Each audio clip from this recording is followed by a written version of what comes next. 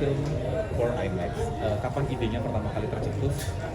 Iya, jadi tahun lalu kami mau syuting September Oktober.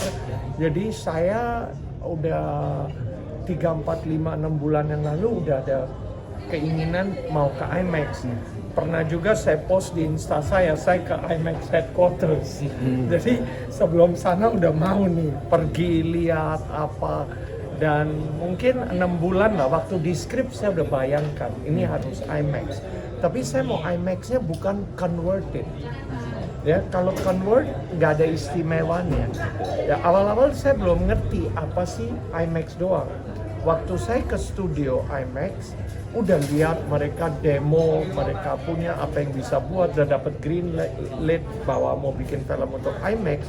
Dan saya ke sana ketemu salah satu technical personnya Bruce, ngobrol sama dia.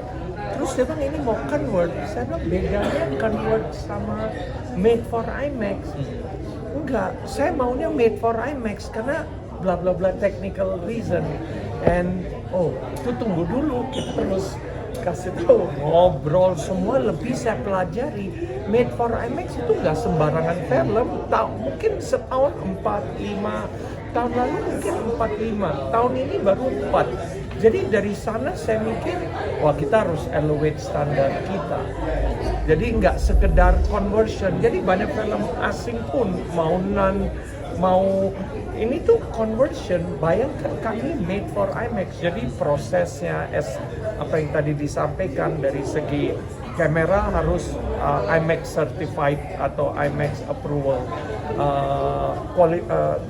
Jadi ada banyak technical aspect yang sesuai. Nanti ratio-nya, kalau kita convert ada limitasi. Mungkin nggak full screen, tadi udah disampaikan.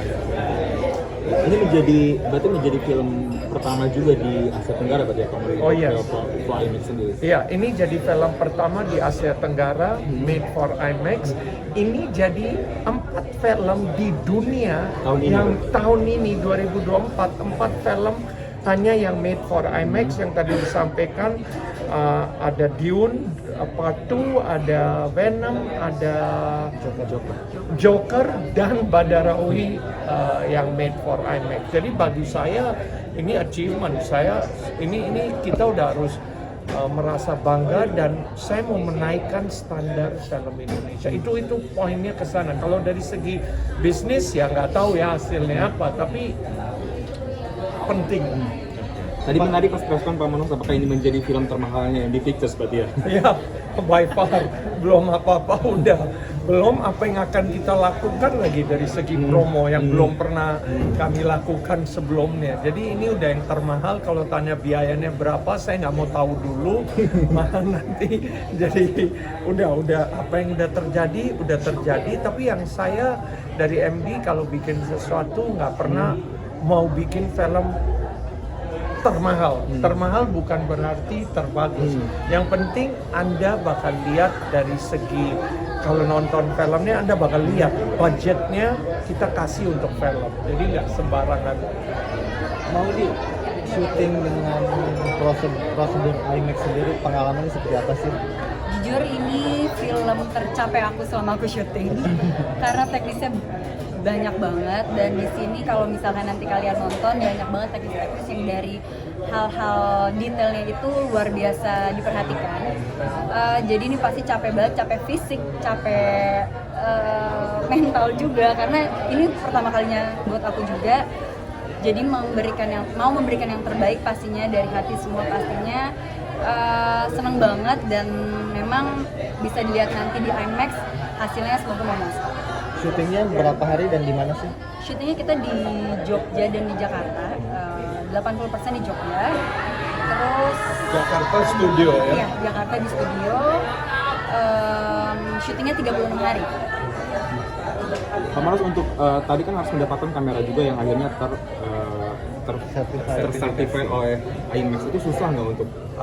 Kebetulan di sini ada technicalnya, saya nggak akan sampaikan terlalu ribet. Jadi kameranya ada 7 atau seingat saya ada 7 kamera yang approve. Jadi kita hanya bisa pakai antara 7 kamera itu untuk syuting di IMAX. Ya, itu jadi kriteria pertama. Kriteria kedua, siapa sutradaranya, siapa DOP-nya, sanggup nggak ya untuk bikin for IMAX ini, kualifikasi mereka. Dan ketiga adalah filmnya punya isi nggak? Karena kalau filmnya nggak punya isi, IMAX juga rugi kasih layar IMAX untuk film yang ya saya nggak tahu box office-nya mau berapa, tapi kan ada track record. Jadi hal-hal begitu sangat penting juga, dan kami dari MD visinya cara mikir besar itu aja. Jadi itu membantu meyakinkan juga. Pak Manus, pada saat Lebaran, ekspektasi ketersediaan layarnya seperti apa, Pak? Enggak, saya kira dari pihak exhibitor 21 ini kali strateginya tepat banget. Hanya 2 film di Lebaran. Jadi bayangkan kita ada 2.200 lebih layar.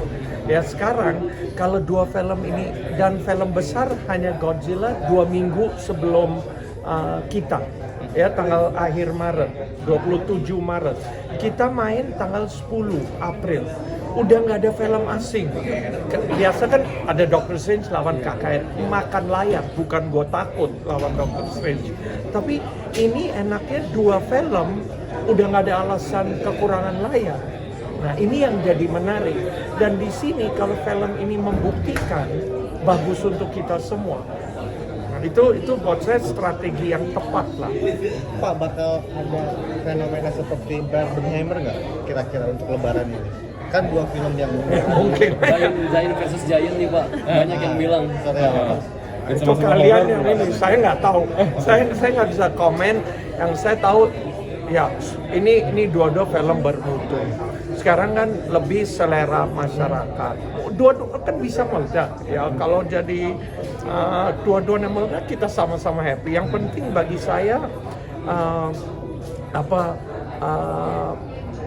jangan dua-duanya nggak jalan, dua-duanya harus. Jadi ini benar-benar meyakinkan confident level masyarakat. Gue nggak perlu film barat, film Indonesia jadi priority pertama. Yes, kadang ada film barat, film asing yang luar biasa pun nggak apa-apa. Tapi kita bukan jadi posisi nomor 2. Nah itu bagi saya sangat penting. Mau masyarakat terima apa, nanti mau terjadi apa ya terserah. Pak, sepertinya tidak mungkin untuk tidak tayang di luar negeri, Pak. Tunggu tanggal mainnya. Tunggu, ada kejutan lagi. Berkala ya, Pak ya? Ada. Untuk posternya Kita sendiri? ketemu minggu depan lagi. Ini akan untuk IMAX atau mungkin akan khusus digunakan untuk tayangan untuk reguler, Pak? Enggak, Posternya. nanti ini kita kan sebelum udah ada poster yang teaser. Ini poster IMAX, Berarti terus yang ada regulernya poster. belum? Ada reguler. Reguler ya. Ada.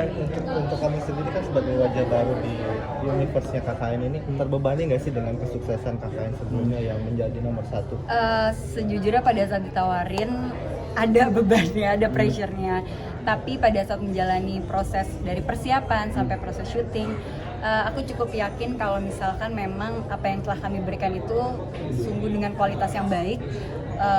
Apalagi balik lagi ini film for IMAX, nggak mungkin IMAX memberikan dengan cuma-cuma, pasti ini dengan kualitas yang baik.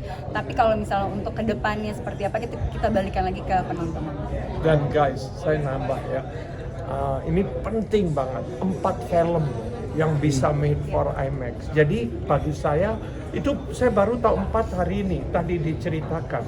Jadi 4 film yang dipilih made for IMAX, itu nggak sembarangan. Bayangkan ada Bollywood yang lebih ini, mungkin mereka bukan nggak layak, hanya nggak bisa sesuaikan schedule kayak apa. Kita mau sesuaikan supaya menaikkan citra film Indonesia. Jadi 4 film ini menurut saya itu udah dapat certified lah film Indonesia. Mau tadi Kenapa pilihannya genre horor untuk proyek bersama IMAX? Apakah memang tren genre horor di Asia Tenggara? Gini, kalau Anda perhatikan, IMAX bukan film drama. Jarang film drama mana ada, komedi yang di IMAX nggak ada. Memang harus film yang action, fantasi, adventure, Ya horror kan punya experience yang beda. Jadi sesuai tepat horror yang film Badarawi yang punya IP yang box office juga ke Desa Penari. Jadi tepat strateginya. Modi tadi kan sempat menyinggung di respon bahwa tes untuk Badarawi ini lumayan Iya. berkesan. Seperti apa sih? Emang seperti apa sih pengalaman? Karena detail banget, detail kita tuh bahkan ada beberapa kali ganti look pada saat tes cam terus. Karena kan kita butuh approval sebelumnya sampai kita syuting nanti, karena balik lagi dengan kriteria IMAX yang sulit ya Pak, kalau dibilang sulit ya.